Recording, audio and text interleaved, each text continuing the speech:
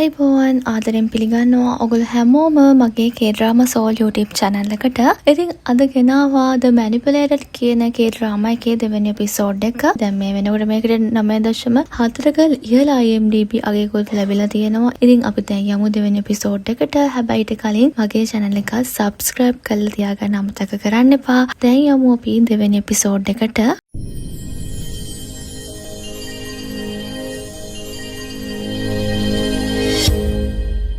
දෙවන එපිසෝඩ් එක පටන් ගද්දි පෙන්නන්නේ දැන් හිරගෙදර දෛනික ජීවිතය කොහොමද දවස ගෙවන්නේ මොනවද කරන්න තියෙන්නේ මේ දේවල් එක්ක තේජුන් එයා හිරගෙදර ජීවිතය ගත කරන විදිය පෙන්නනවා. ඉතින් සාමාන්‍ය කෙනෙක් හිරගෙදරක ජීවත් වෙනවා කියන්නේ ඉතාමත් ලේසි පාසු දෙයක් නෙවෙයි. ගොඩක් අමාරුයි හිරගෙදර ඉන්න මිනිස්සු හිරකාරයෝ ඒ වගේම පොලිස් නිලධාරීන් එක්ක ජීවත් වෙන්න හරි අමාරුයි. හිරකාරයෝ ගොඩක් දරුණු අය ඉන්න පුළුවන්, සාමාන්‍යයෙන් හොඳ අය ඉන්න පුළුවන්, මැරකල්ලි වල ඉන්න අය ඉන්න පුළුවන්. ඉතින් තේජුන්ට මේක ලොකු අභියෝගයක් වෙනවා. කොහොම හරි තේජුන් මේ විදිහට ජීවත් වෙද්දී ආව හම්බ වෙන්න එනවා කිම් සම්රක් කියන මහජන නියෝජිතයෙක්. ඉතින් මේ වෙලාවේදී තේජුන් හම්බ වෙන්න ඇවිල්ලා ඔහු කියන්නේ මම ඔයාගේ නඩුව දැක්කා. ඒක නිකන් පිටපතක් ලියලා වගේ ඔයාට හරි සාධාරණීය නඩු තීන්දුවක් ලැබුණේ නෑ නේද? මමත් බලාගෙන හිටියා. ඉතින් මට තේරුණ විදිහට මේක ඔයා කොටු කරලා තිනවා වගේ දෙයක් තමයි තේරුනේ කියලා මේ සංරක්ෂණ නීතිඥයා තේජුන්ට කියනවා. ඉතින් ඊළඟට තමයි තේජුන් මේක අයවට පස්සේ යා කියන්නේ ඔව් මම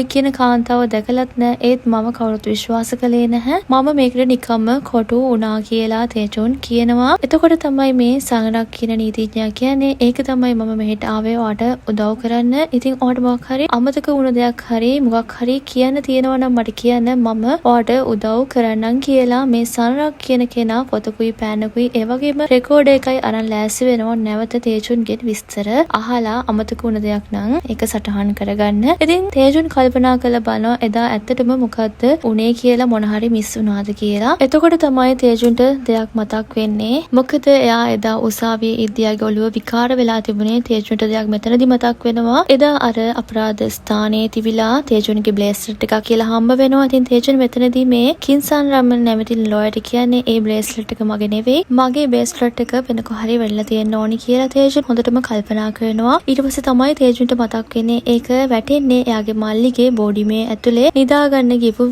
අවස්ථාවක කියලා තේජුන්ට මතක් වෙනවා. ඊට පස්සේ තමයි මේක ඇහුවට පස්සේ කිම් සංරං නැමැති ලෝයර් කියන්නේ ඔයාට ගොඩක් විශ්වාසද? එහෙනම් මම මල්ලිගේ බෝඩිම ගිහින් පරීක්ෂා කරලා බලන්නම් කියලා. ඉතින් මේකත් එක්කම තමයි තේජුන් කියන්නේ මම කිසිම වරදක් කරලා නැහැ. මේ සාක්ෂිය නිසා අපිට උදව්වක් වෙයිද මගේ පැත්තට කියලා අහනවා. ඉතින් කිම් සංරං කියන්නේ අනිවාර්යයෙන්ම උදව්වක් වෙනවා. විමර්ශනය වෙනත් කෝණයකට විවර වෙන්න පුළුවන් කියලා කියනවා. ඊට පස්සේ තමයි මේ සංරං නැමැති ලෝයර් මල්ලිගේ බෝඩිමේ ඇඩ්‍රස් එකයි නමයි ඉල්ලගන්නේ. මම ගිහින් පරීක්ෂා කරලා බලලා ඔයාට දන්නවනම් හැබැයි මේක කාටවත් කියන්න එපා. මේක කවුරුත් දන්නේ නෑ නේද කියලා අහනවා තේජුන්ගේ. තේජුන් මෙතනදී කියන්නේ නැහැ කවුරුත් දන්නේ නැහැ. ඔයාට ගොඩක් ස්තුතියි කියලා මේ වෙලාවේදී ස්තුති කරනවා තේජුන්. තේජුන්ට මේක ලොකු දෙයක්. ඉතින් විස්තර දානවනම් කියලා මේ ලෝයර් මෙතනින් පිටත් වෙලා යනවා. ඊට පස්සේ තේජුන් නිලධාරියෙක් යටතේ ඒගොල්ලොන්ගේ හිරකූඩුව පැත්තට යන ගමන් ඉදී එක පාටම තේජුන්ව කීප දෙනෙක් එකතු වෙලා ඇදලා අරගන්නවා. ඉතින් මේගොල්ලොන්ව බලාගන්න නිලධාරියාට කිසිම ගාණක් නැහැ. ඒගොල්ලොත් මේ ඉන්න කීප දෙනෙක්ට යටත් වෙලා වගේ තමයි ඉන්නේ. ඉතින් තේජුන්ව ඇදලා ගත්තු කට්ටිය තේජුන්ව ඇදන් යනවා. ඊට පස්සේ තමයි එහා පැත්තෙන් පෙන්නන්නේ නිකන් දුමක් දාගෙන ඉන්නවා හිරකාරයෙක්. එයා නිකන් මෙතන බොස් වගේ තමයි ඉන්නේ. කිසිම කෙනෙක්ට වයක් නැහැ වගේ. ඉතින් එයා ඉන්න තැනට එකන් එනවා තේජුන්ව ඇවිල්ලා හැමෝම තේජුන්ට දන ගහන්න කියනවා මේ පුද්ගලයා ඉස්සරහා. තේජුන් බලනවා මොකද්ද මේ තැන කියලා දකිනවා. මේ හිරකූඩුවේ බොන්න දේවල් අරක්කු වගේ දේවල් හැමතැනම තියෙනවා. ඉතින් මෙයා බලනවා මොකද්ද මේ තැන කියලා. ඊට පස්සේ තමයි අර බොස් වගේ ඉන්න හිරකාරයා කතා කරන්නේ. කතා කරට බැරිද තමුන් කරපු වැරද්ද මොකද්ද? මේ වගේ දේවල් අහන්න පටන් ගන්නවා. තේජුන් ඉතින් මේ කිසිම දෙයකට උත්තර දෙන්නේ නැහැ. ඊළඟට තමයි මෙතන ඉන්න මේ බොස්ගේ සගේක් වගේ ඉන්න හිරකාරයෙක් තේජුන්ගේ අත පාගලා දාන්නේ. ඉතින් මේ වෙලාවේදී මේ බොස් වගේ ඉන්න හිරකාරයා කියන්නේ දඟලන්න ලෑස්ති වෙන්න එපා. තමුන් ලොකු වැරද්දක් කළා නේද? මෙතෙන්ට ආවේ ජීවිතාන්තය දක්වා හිරදඩුවම් ලැබුණා නේද? කෙල්ල පුද්ගලෙක්ව දූෂණය කරලා කපලා දාලා නේද මරා දැම්මේ. ඉතින් තමුන්ට ලේසියෙන් මගෙන් ගැලවෙන්න නම් හිතන්න එපා කියලා මෙන්න මේ හිරකාරයා තේජුන්ට තර්ජනය කරනවා. ඊට පස්සේ තමයි දොරගාව කවුරු හරි එනවද කියලා ඔත්තු බලන හිරකාරයා කියන්නේ කවුරු හරි මේ පැත්තට එනවා කියලා. ඊට පස්සේ තමයි තේජුන්ට මෙතනින් යන්න ලැබෙන්නේ. ඊළඟට තේජුන් ගිහින් එයාගේ කූඩුවට යනවා. එතෙන්ට ගියාම තමයි තේජුන් දකින්නේ එයාගේ හිර කූඩුවේ තවත් පුද්ගලයෙක් ඉන්නවා. ඉතින් එයාත් මොකද කරන්නේ තේජුන්ට පොතකේ පිටු ගලව එයාට අනම් මනම් වචන කිය හිරිහැර කරන්න පටන් ගන්නවා. ඉතින් තේජුන් මුකුත් කියන්නේ නැහැ. එයා අහිංසකෙක් වගේ මොකද්ද මේ වෙන්නේ කියලා එයා හිත ඇඳේ ගුලි වෙනවා. ඉතින් අර පුද්ගලයා තේජුන්ට අනම් මනම් කිය හිරිහැර කරන්න පටන් ගන්නවා. ඊට පස්සේ තේජුන් අන්තිමේදී ආයිනට වෙලා එයාට මතක් වෙනවා අර එයාව හම්බ වෙන්න ආපු කිම් සන්රන් කියන නීතිඥයාගේ කාඩ් එක එයා ළඟ තියෙනවා. ඉතින් එයා ඒක අරන් බලනවා. එයාට ලොකු දෙයක් වගේ. ඉතින් මේ කාඩ් එක එයා ඒ දිහා බලාගෙන ඉන්නවා. ඉතින් තේජුන්ට දැන් ගොඩක් අසරණ තත්වෙන් ඉන්නේ. එයාට හිර ගෙදරනුත් හරි කරදර. ඊළඟට කොහොම හරි අනිත් දවසේ පෙන්නනවා. කොහොම හරි කෑම වෙලාව තමයි බන්ධනාගාරයේ. තේජුන් කෑම පිගන්නත් බෙදාගෙන එයා මේ වටපිට ඉන්න අර බොස් වගේ හිරකාරයා දිහාත් බලාගෙන එයා පාඩුවේ වෙනත් තැනකට ගිහින් වාඩි වෙලා කෑම කන්න පටන් ගන්නවා. ඊට පස්සේ එයාගේ මේසෙ ගාව තවත් කීප දෙනෙක් ඇවිල්ලා වාඩි වෙලා කියන්නේ ඔයාට මොනවා හරි ප්‍රශ්නයක් වගේ නම් මට කියන්න මම ඔයාට උදව් කරන්නම්. ඔයා දැන් බඩ පිරෙන්න කන්න මම ඔයාට බේරෙන විදිය කියලා දෙන්නම් කියලා මේ පුද්ගලයෝ දෙන්න තේජුන්ට කියනවා. ඉතින් තේජුන් කට පියාගෙන එයා කෑම එක කනවා. තේජුන් ඉතින් කෑවට පස්සේ මේ පුද්ගලයෝ දෙන්න එක්කන් යනවා කාමරයකට. ඔයාට අපි උදව් කරන්නම් කියලා. ඊට පස්සේ තමයි මේ පුද්ගලයෝ දෙන්න කරන්නේ තේජුන්ව ඒ කාමරේ ඇතුලේ ඉන්න හිරකාරයෝ දෙන්නෙක්ට තල්ලු කරලා අර පුද්ගලයෙක් එයාගේ කලිසමේ ශිප එකත් ගලව අමුතු වැඩකට ලෑස්ති වෙන්න ගමන් ඉන්නේ. ඉතින් දොර ගාව ඉන්න පුද්ගලයා දොර වහලා එයාත් යනවා තේජුන් ඉන්න පැත්තට. ඉතින් තේජුන් හොඳටම කෑ ගහන සද්දේ ඇහෙනවා. ඉතින් කිසිම වරදක් කරන්නේ නැතුව තේජුන්ට හිරගෙදරට එන්න වුණා. ඊට පස්සේ එයා මේ විදින දුක් කරදර ඕනම කෙනෙක්ට දරා ගන්න බෑ. ඉතින් මේ සිදුවීමෙන් පස්සේ තේජුන්ව පෙන්නනවා එයාව හම්බ වෙන්න ඇවිල්ලා ඉන්නවා කින් සම්රං නීතිඥවරයා. ඔව් මෙහෙ වෙලාවේදී ඇවිල්ලා කියන්නේ ඔයාගේ මල්ලේ සියදිවි නසාගෙන මම එතෙන්ට යනකොටත් ගොඩක් පරක්කු වැඩි කියලා තේජුන්ට කියදී තේජුන් බලනවා කින් සම්රං පෙන්නනවා එයාගේ මල්ලි ඔන්ලයින් ඉද්දිම තමයි සුයිසයිඩ් කරගෙන තියෙන්නේ බෙල්ලවල දාගෙන. ඉතින් තේජුන් මේ වීඩියෝ එක බලනවා. ඉතින් තේජුන්ට හිතාගන්න බෑ එයා බලාගත්තොත් බලයාගෙන ඉන්නවා. ඉතින් මෙතනදී කින් සම්රං තේජුන්ට කියන්නේ මුකුත් කරගන්න බැරි වුණාට ගොඩක් සමා වෙන්න කියලා මේ ලෝය මෙතනින් පිටත් වෙලා යනවා. ඉතින් තේජුන් හිරගෙදර ගොඩක් තනි වෙනවා. එයා අඬනවා ගොඩක් සෑහෙන යාගේ මල්ලි වයාට මතක් වෙනවා. ඉතින් තේජුන් ගොඩක් අසරණයි. ඇත්තටම තේජුන් ගැන ගොඩක් පව් කියන හැඟීම ඇති වෙනවා. මාරම දුකයි යාට මේ වෙන දේවල් දැක්කාම. එයා සෑහෙන්න අඬනවා. එයා හිරගෙදර තනි වෙලා ඉන්නේ. ඊට පස්සේ තමයි එයා දිහා වෙනත් හිරකාරයෙක් බලනවා කියලා පේනවා. ඉතින් තේජුන් අඬනවා. එයාට දරා ගන්න බෑ. එයාට මේ එක පිට එක වෙච්ච සිදුවීම් මාලාව නිසා.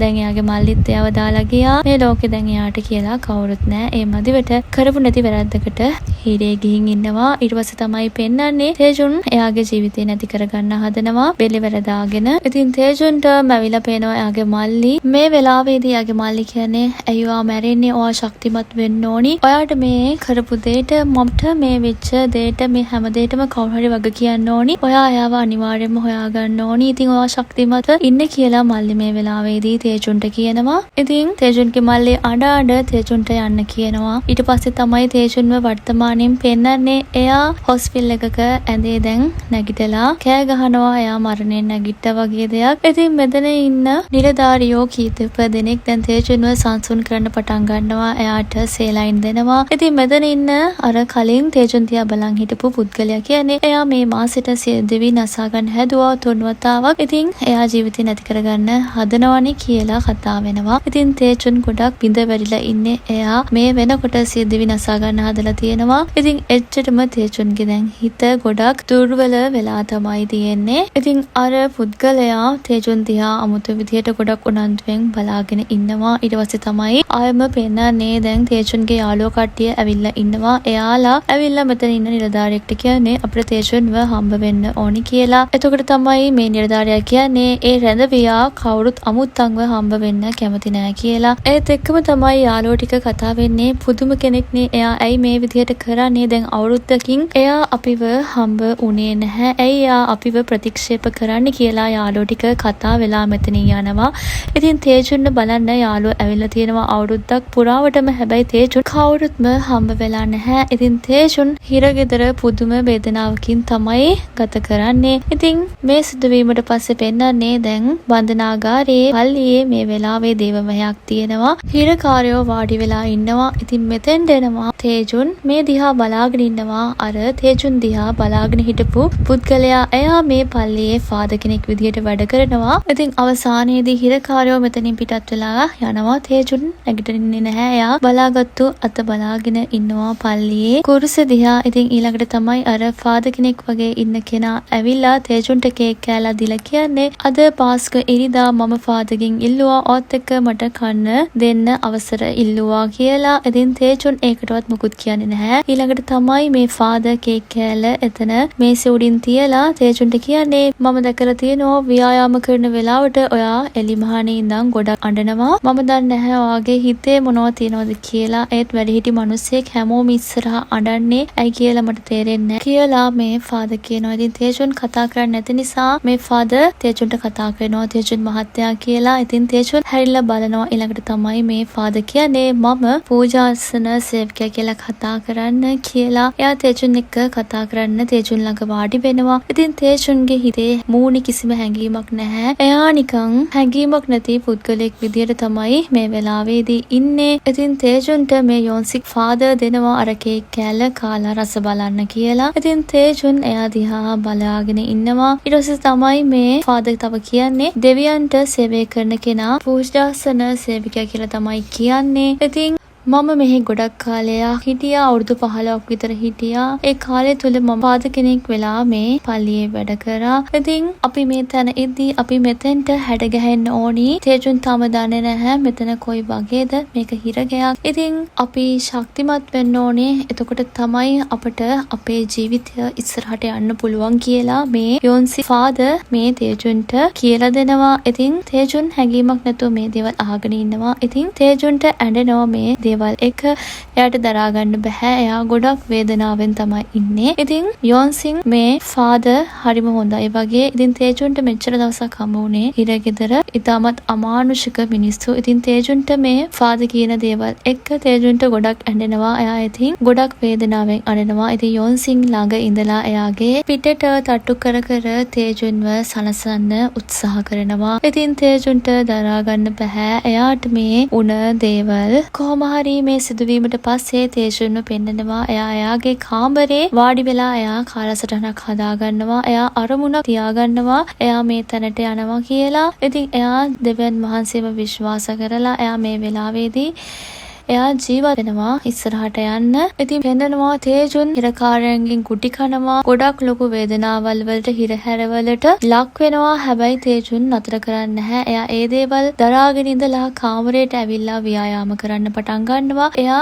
ශක්තිමත් වෙනවා. පොත් කියවනවා. ඒ වගේම හිරකාරයන්ට මේ හිරගෙදර ඇතුළ එක එක මැකැනික් වගේ වැඩ තියෙනවා. ඉතින් ඒ දේවල් එයා කරන්න පුරුදු වෙනවා. ඉතින් තේජුන් එයාගේ මුළු හිරගෙදර ඉන්න කාලය පුරාම එයා කාර්යබහුල කරගන්නවා. එයා දකිනවා හිරගෙදර පොඩි මිදුලක් වගේ දෙයක් තියෙනවා. තේජුන් එතන පැල වගා කරන්න ලෑස්ති වෙනවා. හිරගෙදර එයා කට්ටියකින් කොච්චර ගුටි කෑවත් එයා ඒව දරාගෙන ඉඳලා එයා කාමරයට වෙලා එයාම සටන් කලාව පුරුදු කරනවා. ඉතින් මේ වගේ එක එක දේවල් එයා හොඳට ඉගෙන ගන්නවා. සටන් කරනවා කට්ටියත් එක්ක ඉඳි එයා ඒව දරා ගන්නවා. කට්ටියකින් ගුටි කන මේ හැම දෙයක්ම දරාගෙන එයා කාමරයට ඇවිල්ලා ව්‍යායාම කරනවා වගේ දේවල් කරන හොඳට කෑම එක කනවා. ඉතින් තේජුන් හිතින් ශක්තිමත් වෙනවා. ඉතින් කොහොම හරි ඊළඟට හිරකාරයෙක් විදිහට ඉගෙන ගන්න පුළුවන් හැම දෙයක්ම තේජුන් මෙතන ඉඳන් ඉගෙන ගන්නවා. ඉතින් මේ හා සමානවම කට්ටියකින් තේජුන් කුටිත් කනවා. හැබැයි තේජුන් ඒව ගණන් ගන්නේ නැහැ. එයා ටික ටික ශක්තිමත් වෙනවා. ඒ වගේම යොන්සින් ෆාදර්ව හම්බ වෙනවා. එයා බයිබල් එක වගේ එක එක දේවල් තේජුන්ට ගෙනත් දෙනවා කියවන්න.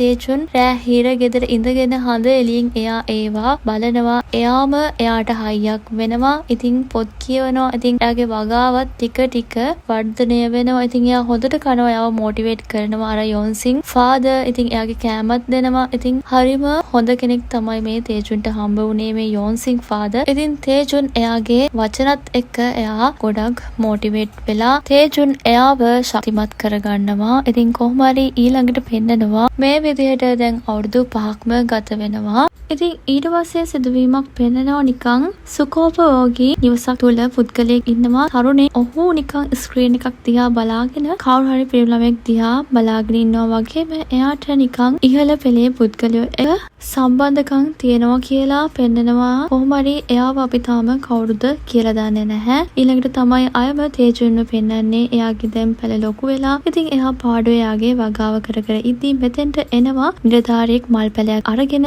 එයා තේජුන්ට හොඳින් කතා කරනවා වගේම තේජුන් බලනවා ඇයි කියලා. ඊළඟට තමයි තේජුන්ට මේ නිලධාරියා පැලේ දීලා කියන්නේ මේ පැලය සෞතු වෙනවා, ඔයාට පුළුවන් වෙයි නේද මේක හදලා දෙන්න කියලා. ඉතින් තේජුන් දිහා ගොඩක් උනන්දුවෙන් බලන් හිටපු නිලධාරියෙක් තමයි මේ තේජුන් ළඟට ඇවිත් ඉන්නේ. තේජුන් ඉතින් ගොඩක් මහන්සි වෙලා මේ වගේ වගාවක් කරගෙන අනිත් හිරකාරයන්ට වඩා වෙනස් විදියට ඉන්න කෙනෙක් නිසා මේ නිලධාරියා තේජුන්ට ලොකු කැමැත්තක් දක්වනවා. ඉතින් ඊට පස්සේ තේජුන්ට පැලේ දීලා කියන්නේ මේ පැලය හරියට හදලා දෙන්න පුළුවන් නේද කියලා. තේජුන් ඒක බාර ගන්නවා. පැලේ නිරෝගීව තියෙද්දි මම අයම ඔබතුමාට දෙන්නම් කියලා. ඉතින් තේජුන්ගෙන් සමුගෙන මේ නිලධාරියා යද්දී මෙතෙන්ට අයම යොන්සින් ෆාදර් එනවා. එයා තේජුන්ට කේක් කෑල්ලක් දීලා කියන්නේ හැමදාම ව්‍යායාම කරන්න, හොඳට කන්න, කිසිම දෙයක් අමතක කරන්න එපා. ඔයාගේ ජීවිතය කාර්යබහුල කරගන්න දෙවියන් වහන්සේවත් එක්ක ඉන්නවා කියලා තේජුන්ට කේක් කෑල්ලක් දීලා තේජුන්ගේ අතට යොන්සින් ෆාදර්ගේ අතේ තිබ්බ බ්‍රේස්ලට් එකත් අතට දානවා. ඉතින් තේජුන්ට මේක හරිම අමුතුයි. ඊළඟට තමයි තේජුන් අහන්නේ මොකද්ද තියෙන අද වෙනස? ඇයි ඔයා මෙහෙම හැසිරෙන්නේ කියලා. ඉතින් මෙතනදී තේජුන්ට යොන්සින් ෆාදර් කියන්නේ මට අද එළියට යන්න වෙනවා. ඉතින් මගේ හිරගෙදර කාලය ඉවරයි කියනවා. ඉතින් තේජුන්ට මේ අහිමි වීමත් දරා ගන්න බෑ. එයාත් එක්ක ෆාදර් හිටියා. ෆාදර් යාව මොටිවේට් කරා. තේජුන් අද මේ වගේ තැනක ඉන්නේ, මේ විදිහට හිත හදාගෙන ඉන්නේ යොන්සින් ෆාදර් යට හම්බ වුණ නිසා. ඉතින් අද යොන්සින් ෆාදර් එළියට යනවා. තේජුන්ට මේක ලොකු වේදනාවක්. ඉතින් පෙන්නනවා ඊළඟට යොන්සින් ෆාදර් දැන් එළියට යන්න හදන්නේ. තේජුන් හිරගෙදර පැත්තේ ඉඳන් යොන්සින් ෆාදර්ත් එක්ක කතා කර කර යොන්සින් ෆාදර් යන ගේට්ටුව ළඟටම එනවා. ඊට පස්සේ මේ යන අතරතුරේදී තේජුන් අහන්නේ ඔයා එළියට ගිහින් මොකද කරන්න කියලා. ඉතින් යොන්සින් ෆාදර් කියන්නේ මම මගේ ගුවන් විදුලි ස්ටුඩියෝ එක ආයම පටන් ගන්නවා. ඉතින් ඔයා හැමදාම හොඳින් ඉන්න කියලා යොන්සින් ෆාදර් එයාත් ගොඩක් දුකින් තේජුන්ට සමුදෙනවා. ඉතින් යොන්සින් ෆාදර්ටත් හරිම දුකයි. ඉතින් යොන්සින් ෆාදර් සමුදීලා පිටත් වෙලා යනවා. තේජුන් එයා යන දිහා බලාගෙන ඉන්නවා. තේජුන් කෑ ගහලා අවසානයේදී යොන්සින් මහත්තයා කියලා කතා කරනවා. ඉතින් එයා ස්තුති කරනවා හැම දෙයකටම. තේජුන් ඉස්සනම ආචාර කරනවා යොන්සින් ෆාදර්ට. යොන්සින් ෆාදර්ට ගොඩක් ඇඬෙනවා. ඉතින් යොන්සින් ෆාදර් සමුදීලා මෙතනින් පිටත් වෙලා යනවා. තේජුන් අයම හිරගෙදර තනි වෙනවා. ඉතින් දැන් තේජුන්ව පෙන්නනවා එයා අයිනකට වෙලා බයිබලේ කියවන ගමන් ඉන්නේ. කොහොම හරි ඊට පස්සේ තේජුන් දකිනවා හිරගෙදර ඉස්සරහින් අලුත් හිරකාරයෙක් ඇවිත් ඉන්නවා. ඉතින් එයාට හිරකාරයෝ ටිකක් එකතු වෙලා එයාට හිරිහැර කරන ගමන් ඉන්නේ. තේජුන්ට මතක් වෙනවා එයාගේ අතීතයත්. ඉතින් මේ සිදුවීමට පස්සේ තේජුන් පෙන්නනවා එයා පල්ලියේ දැන් පූජාසන සේවකෙක් විදිහට වැඩ කරනවා. ඉතින් යොන්සින් ෆාදර් ගියාට පස්සේ ඒ තනතුර තේජුන්ට තමයි හම්බ වෙලා තියෙන්නේ. කොහොම හරි එයා මෙතන අස්කර කර ඉදී තේජුන් දකිනවා අර අලුතෙන් ආපු හිරකාරයා එනවා පල්ලිය ඇතුළට. එයාගෙත් මූණ තැලිලා ගොඩක් හිරිහැරවලට ගොදුරු වෙලා කියලා තේජුන් දකිනවා. ඉතින් මේ නිලධාරියා මේ අලුතින් ආපු හිරකාරයව එක්කගෙන ඇවිල්ලා තේජුන්ට බාර දෙනවා. ඊට පස්සේ පෙන්නනවා තේජුන් ගිහින් වාඩි වෙනවා. බයිබල් එකත් අරගෙන ඊට එහා පැත්තේ කුටියේ ඉන්නවා මේ අලුතෙන් ආපු හිරකාරයා. ඉතින් මේ වෙලාවේදී තේජුන් කතා කරන්න පටන් ගන්නවා මේ අලුතෙන් ආපු හිරකාරයාට නිකන් යොන්සින් ෆාදර් දැන් තේජුන්ගේ හිත හැදුවා වගේ දැන් තේජුන් ලෑස්ති වෙනවා මේ අලුතෙන් ආපු කෙනාගේ හිත හදන්න තේජුන් එයාට බයිබල් එකක් දෙනවා. දෙවියන් වහන්සේ ඔයාව බලාගනි, විදදරා ගන්න ශක්තිය දෙයි කියලා තේජුන් මේ වෙලාවේදී කියනවා. ඉතින් මේ හිරකාරයා ඒ බයිබල් එක අතට ගන්නවත් එකම ඒ හිරකාරයාට ඉකි ගහනවා. ඊට පස්සේ තමයි එයා ඉකි ගහන කටින් කියන්නේ මම අපරාධයක් කරේ නැහැ. මම එදා ෆෝන් එක හොයාගෙන උද්‍යානයට ගියේ නැතම් මෙහෙම දෙයක් වෙන්නේ නැහැ කියලා තේජුන්ට කියනවා. එතකොටම තේජුන්ට හිතාගන්න බැරි වෙනවා මෙයා මේ මොකද්ද කියන්නේ කියලා. ඉතින් තේජුන්ටත් මතක් වෙනවා එයාටත් ෆෝන් එකක් පැටිලා තිබිලා හම්බ වෙච්ච විදිහ.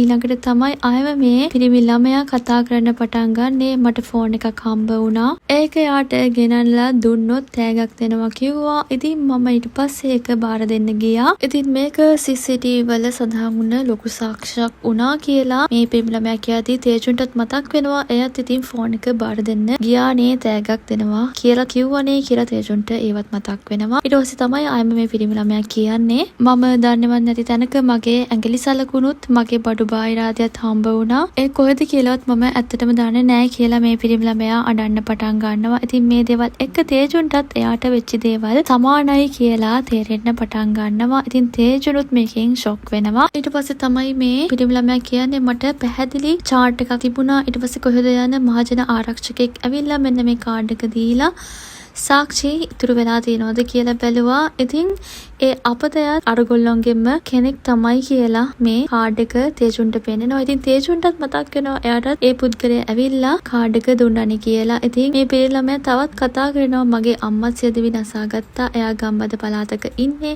ඉතින් ඒක සියදිවි නසා ගත්තා කියලා හිතාගන්න බෑ කියලා කට්ටිය කිව්වා. මගේ අම්මා කවදාවත් සියදිවි නසා ගන්න කෙනෙක් නෙවෙයි. එයාව ඝාතනය කළා මල්ලා දැම්මා. ඉතින් මම රැවටෙන කෙනෙක් නෙවෙයි. මේක කළා තියෙන්නේ වෙනම කවුරු හරිම කෙනෙක්. ඉතින් මම දන්නවා මේක මාව කවුරු හරි දෙකට පැටලෙව්වා කියලා මේ පිරිමි ළමයා කියනවා. ඉතින් තේජුන්ටත් මතක් වෙනවා එයාගේ මල්ලෙත් සියදිවි නසා ගත්තා. ඉතින් අන්තිමේදී තේජුන්ට තේරෙනවා මේක ඇත්තටම කාගේ හරි වැඩක් කියලා. දැන් මේ පිරිමි ළමයාටත් වෙලා තියෙන්නේ එයා හා සමාන සිදුවීම් මාලාවක්. ඉතින් තේජුන් ඒ පිරිමි ළමයාට වෙච්ච දේවල් තමයි මටත් උනේ. මෙතන මොකක්ම හරිම දෙයක් තියෙනවා කියලා තේජුන් කල්පනා කරනවා. ඉතින් උදේ එළි වෙනකම්ම තේජුන් කල්පනා කරනවා. ඒත් එක්කම තමයි තේජුන්ට ඇහෙන්නේ නිලධාරියෝ කීප දෙනෙක් කලබලෙන් කතා කරනවා කියලා. ඊට පස්සේ තේජුන් බලනවා මොකද්ද වෙන්නේ කියලා. ඊට පස්සේ පෙන්නනවා අර පිරිමි ළමයා සියදිවි නසාගෙන කාමරෙන් එළියට ගන්නවා කියලා. ඉතින් ඒ ළමයා බයිබලේ පිටු කටේ ඔබාගෙන තමයි සියදිවි නසාගෙන තියෙන්නේ. ඉතින් තේජුන් වගේම තමයි ඒ ළමයාත් කිසිම වරදක් කළා නැහැ. එයාව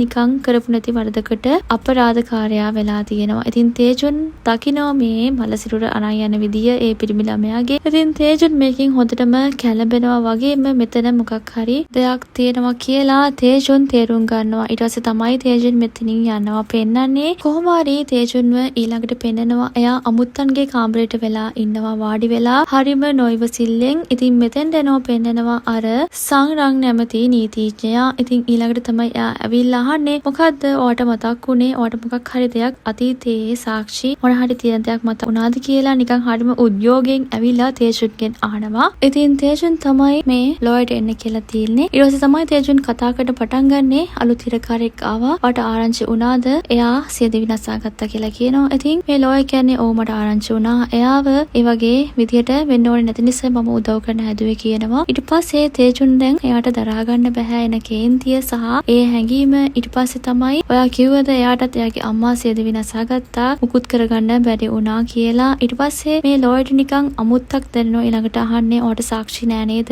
කෝ යාගේ සාක්ෂි ඉදිරිපත් කරන්න නැද්ද මතක් වුණේවා" කියලා. ඊට පස්සේ තේජුන්ට ගොඩක් කේන්ති. යා කියන්නේ "මගේ මල්ලි සියදිවි නසා ගත්තේ නෑ නේද? එයාව මැරුවා නේද" කියලා. ඊට පස්සේ මේ පුද්ගලයා අමුතු විදියට තේජුන් දිහා බලනවා. තේජුන් කියන්නේ "ඔයාට මාව මොකෙක් වගේද පේන්නේ?" ඉතින් තේජුන්ට ඇඬෙනවා මේ වෙලාවේදී. ඊට පස්සේ තමයි තේජුන් අහන්නේ "කවුද මගේ මල්ලිව මැරුවේ" කියලා. ඉතින් තේජුන්ට දරා ගන්න බෑ. ඊට පස්සේ මෙයා එකපාරටම ලොයගේ ඇඟට පැනලා තේජුන්ගේ බෙලමෙඩි කන්න පටන් ගන්නවා. "කවුද මගේ මල්ලිව මැරුවේ" කියලා. ඊට පස්සේ තමයි මෙතෙන්ට නිලධාරීන් කීප දෙනෙක් තු වෙලා ඇවිලා තේජුන්ව ඇදලා ගන්නේ මේ ලොයට පහර දෙන්න ලෑස්ති වුණ හින්දා. ඉතින් නිලධාරීන් ටික තේජුන් නැවතුවට පස්සේ අයින් වෙනවා. ඊට පස්සේ තමයි මේ ලොය කියන්නේ "අවුරුදු ගාණක් ගිහිල්ලා තාම සාධාරණයක් වෙයි කියලා ඔයා හිතනවද?" ඉතින් අපි තමයි මෙහෙම කළේ කියලා දැන් මේ ලොය කියවන්න පටන් ගන්නවා කරපු දේ. ඉතින් කාට හරි දොස් වරන්න ඕන නිසා අපි ෆෝන් එකක් දාලා ගියා තමයි. ඊට පස්සේ කැමරාවට අහුවෙන්න තිබ්බා සාක්ෂි විනාශ කරන්න ඕනේ හින්දා බ්‍රේස්ලට් එක ගන්න යන්න ලෑස්ති වුණා. ඉතින් එතකොටත් මල්ලි එක අරගෙන කාට හරි මැසේජ් එකක් දාන්න ලෑස්ති වුණා. ඉතින් තමුසේගේ මල්ලි මරන්න සිද්ධ වුණා කියලා මේ වෙලාවේදී මේ ලෝයර් කියනවා. ඉතින් මේ ලෝයර් තමයි මල්ලිව මරලා තියෙන්නේ. ඉතින් තේජුන්ට දැන් මේ ලෝයර් හැමදේම කියාදී තේජුන් බලාගෙන ඉන්නවා. තමුසින්ද තමයි තමුසේගේ මල්ලිව මරන්න සිද්ධ උනේ. ඉතින් මෙච්චර කාලයක් තිස්සේ තමුසේ එක කරා කියලා පිළිගත්ත නම් මෙහෙම දෙයක් වෙන්නේ නැහනේ. අයි දැන් අපිට දොස් කියන්නේ. ඉතින් තේජුන්ගේ ඇස් වලින් කඳුළු ගලනවා. ඉතින් මගේ මල්ලිව තමුසේද මැරුවේ කියලා අහනවා. ඉතින් අයම ඊට පස්සේ තමයි මේ ලෝයර් කියන්නේ මම තමයි මැරුවේ කියලා. ඉතින් තේජුන්ට ගොඩක් කේන්ති. ඉතින් තේජුන් මෙතනදී කෑ ගහලා ලෝයර්ට කියන්නේ මම කවදාරි තමුසේව මරනවා අනිවාර්යයෙන්ම මරනවා කියලා දිවුරුම් දෙනවා. ඊට පස්සේ මේ ලෝයර් නිකන් සමච්චලයට වගේ hina වෙනවා. මේක ඇසින්නම් කොහොමද මාව මරන්නේ කියලා. ඉතින් ලෝයර් අයම hina වෙලා තේජුන්ට ලං වෙලා කියන්නේ අන්තිම කැමැත්ත ලියලා එලිලා මැරියන් කියලා. ඉතින් මේ පුද්ගලයා තේජුන්ගේ පිටට ගහලා මෙතන ඉන්න නිලධාරීන් කීප දෙනෙක්ට කියන්නේ මූව අරන් යන්න කියලා. ඊට පස්සේ තේජුන්ව එක්කන් යනවා. ඊළඟට තමයි මේ ලෝයර් මේ හිරගෙදරින් එළියට එද්දි කෝල් එකක් අරන් කාට හරි කියන්නේ අපි සුද්ධ කළා දාන්න ඕනින් ලොකු අවුලක් නැත්තම් වෙනවා කියලා. ඉතින් කොහොම හරි අයම තේජුන්ව පෙන්නනවා. ඉතින් එයා පල්ලියේ කුරුසේ දිහා බලාගෙන ඉන්නවා. ඊළඟට තේජුන් මෙතන ඉන්න ලොකු ෆාදර්ව හම්බ වෙලා කියන්නේ මට වාට දෙයක් කියන්න ඕනි. මට ඉස්සරහට තවදුරටත් ඔයාගේ පූජාසන සේවකයා වෙන්න විදිහක් නැහැ කියලා එයා බයිබල් එක දෙනවා. ඉතින් තේජුන්ගෙන් අහනවා මේ ලොකු ෆාදර් ඇයි ඔයාටගේ කොයි හරි රිදෙනවද නැත්නම් මොකක් හරි ප්‍රශ්නයක්ද කියලා. ඉතින් තේජුන් මෙතනදී කියන්නේ වර්තමාන ජීවිතය ප්‍රසාද දීමනාවක් කියලා හිතන්න කිව්වා. ඉතින් එහෙම කියලා මෙයා ලොකු ෆාදර්ගෙන් සමුගන්නවා. ඊට පස්සේ ආයම තේජුන්ව පෙන්නනවා. එයා අර බංකුව ළඟ වාඩි වෙලා ඉන්නවා. ඊළඟට පෙන්නනවා එයා එතන තියෙන වාඩි වෙලා ඉන්න බංකුවේ ඇණයක් ගලවනවා. ඉතින් අතින් ලේ වැක්කිරෙනවා. ඒත් එයා වේදනාව ගණන් ගන්නෑ. එයාට මතක් වෙන්නේ අර ලෝයර් එයාගේ මල්ලිව මැරුවා කිව්ව ඒ වචන ටික තමයි තේජුන්ට මතක් වෙන්නේ. ඉතින් මෙතනින් මේ එපිසෝඩ් එක ඉවර වෙනවා. අපි ඉස්සරහට බලමු තේජුන් දැන් මේ මොකක්ද ඉස්සරහට කරන්න හදන්නේ. එයා මොකක් කරයිද? දැන් එයා ගොඩක් දේවල් දැනගත්තා. ඉතින් අපි ඉක්මනට තුන්වෙනි එපිසෝඩ් එකකින් හම්බෙමු. හැමෝටම සුබ දවසක්. ගිහින් එන්නම්.